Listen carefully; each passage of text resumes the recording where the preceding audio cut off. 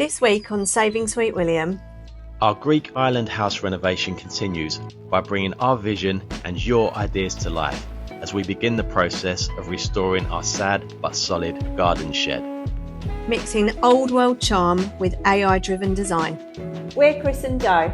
And this is our creative collaboration Renovate with us. Kalimera, good morning. Welcome to Saving Sweet William. So day 2 on this wall. Time to get cracking. Let's go. Straighten up nicely. We're going to go in with a thinner coat now. I'm not trying to get rid of all of the bumps, but we're just trying to smooth it out a little bit.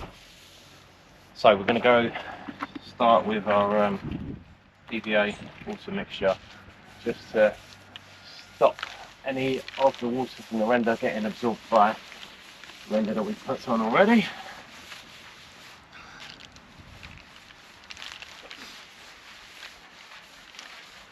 This isn't an exact science, but half a bag of Durostick D41 will require around 2.5 to 3 litres of water. Personally, I like to add around 2 litres of water to the bucket before adding the render and then topping it up with a little bit of water as required.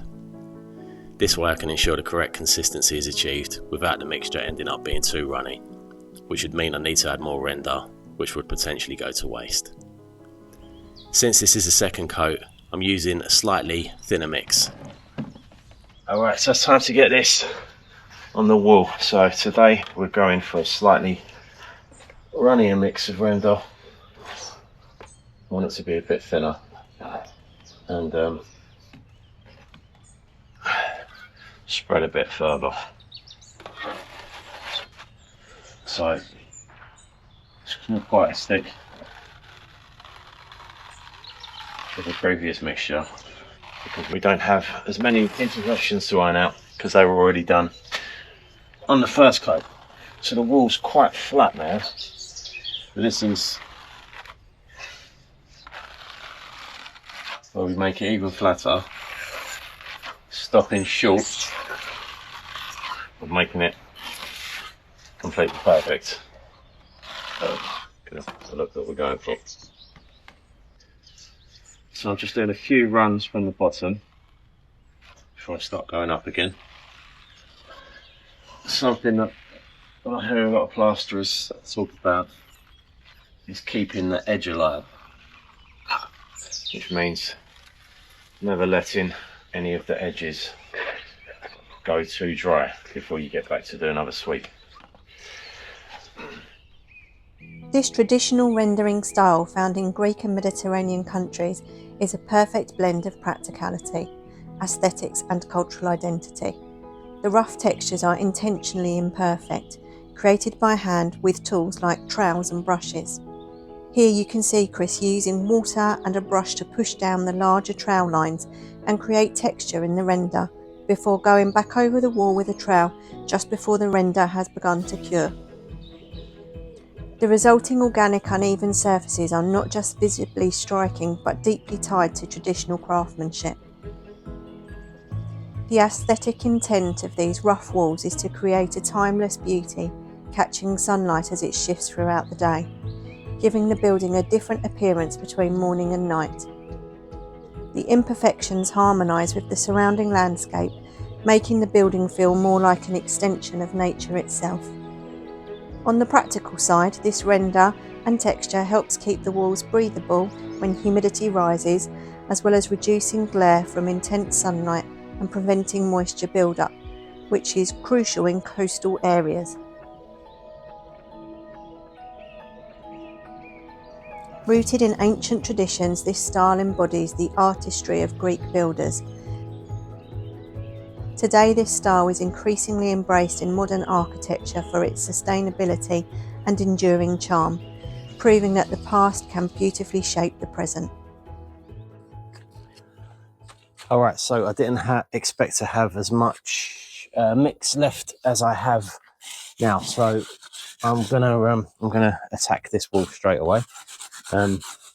This was a very uneven wall, so it's going to take a little bit of extra effort, but I'm going to use the mix that we've got left from the front wall on this side here, and yeah, start trying to tidy it up because as you can see, this is the most difficult one, just because of the water tanks being in the way, and it was pretty uneven in the first place. But I'm going to attack it quickly now before that mix starts to dry up.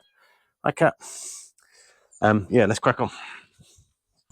Despite this wall being quite tricky and awkward to get into, I actually really enjoyed the process of getting the render in the shed. It's actually quite fun being able to play around with the trowel strokes. If you get these really nice sweeping strokes going, you can instantly see the pattern starting to appear in the render. It's quite motivating.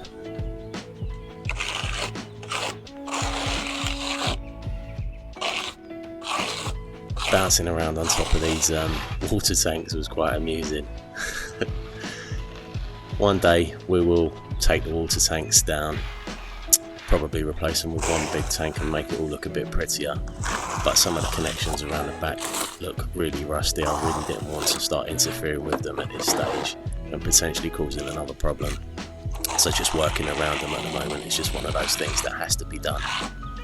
This side of the shed doesn't ever get the sun on it, but it is visible from the back bedroom and from the kitchen, so it's going to make a big difference when you look out of the back window towards the olive trees and you don't see a dilapidated looking old shed anymore. So despite this being really fiddly and a little bit annoying at times, overall it was actually pretty good fun.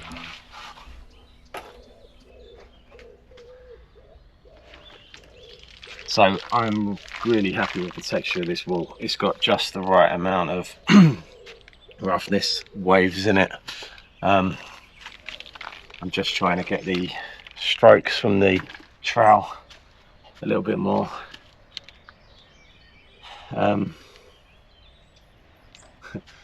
don't even know. I'm not trying to get any kind of pattern, but what I'm trying to do is just make it a little bit more. I can't think of the word for it.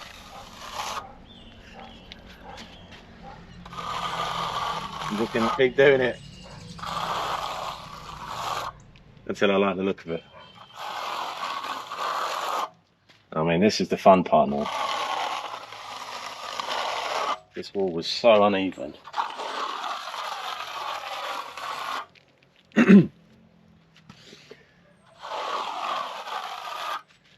Now,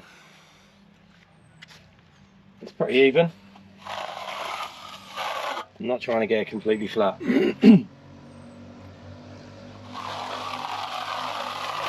But it's definitely got that Greek aesthetic that I've been talking about.